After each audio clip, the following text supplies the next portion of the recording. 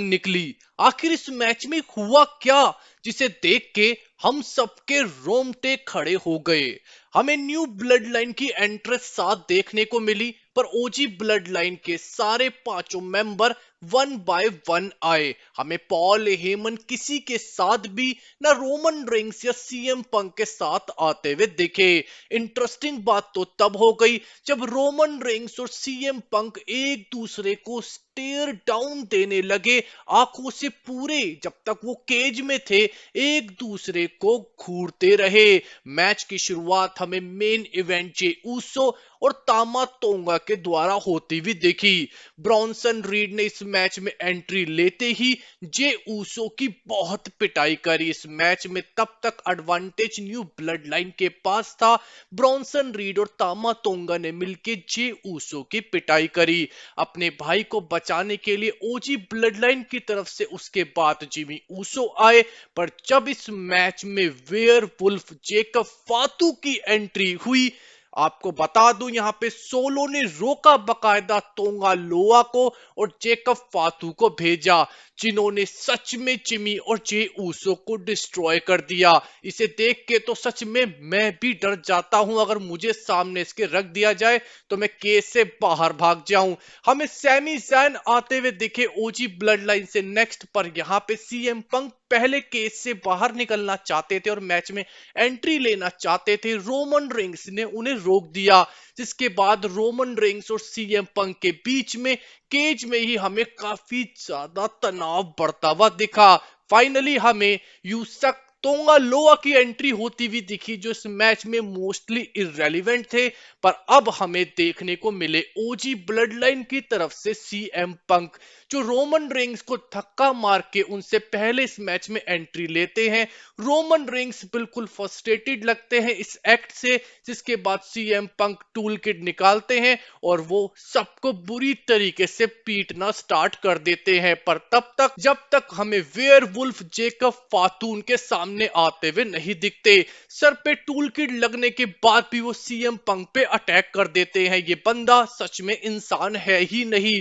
Solo सिकोय जब तक ring में आते हैं, जेकब फातू सबको ढेर कर चुके थे। सोलो सिकोय आते ही सबकी पिटाई करना शुरू करते हैं और रोमन रेंस की एंट्री से पहले ही केज को बंद कर देते हैं।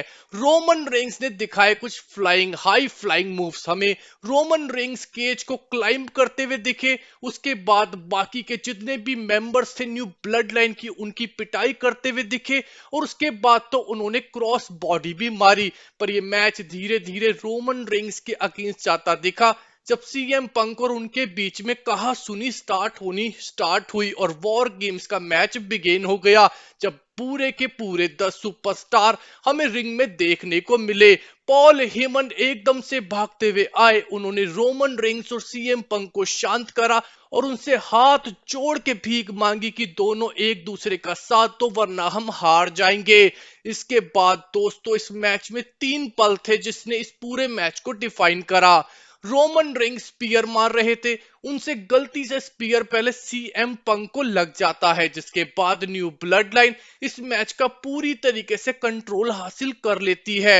इसके बाद ब्रॉन्सन रीड रोमन रेंस को खत्म ही करने वाले थे, उन्हें टेबल पे लिटा के वो केज पे चढ़ के सुनामी मारने वाले थे और सीएम पंक रोमन रेंस को बचा लेते हैं। और इसके बाद तो हमें रोमन रेंस और सीएम पंक एक साथ आते हुए दिखते हैं और मैच का अंत हमें तब होता हुआ दिखता है जब सोलो अकेले रिंग में रह जाते हैं और पहले जीटीएस और उसके बाद स्पीयर, और ये मैच खत्म। वॉर गेम्स का मैच हमें OG bloodline Roman Reigns spin करके सोलो को जीतते हुए दिखते हैं, जिसके बाद हमें रोमन रेंस और सीएम पंक हाथ मिलाते हुए, सीएम पंक बाहर केस से निकल के पॉल हेमन को गले से लगाते हुए और रोमन रेंस फिर से पॉल हेमन को अपना वाइसमैन एक्नॉलेज करते हुए दिखते हैं।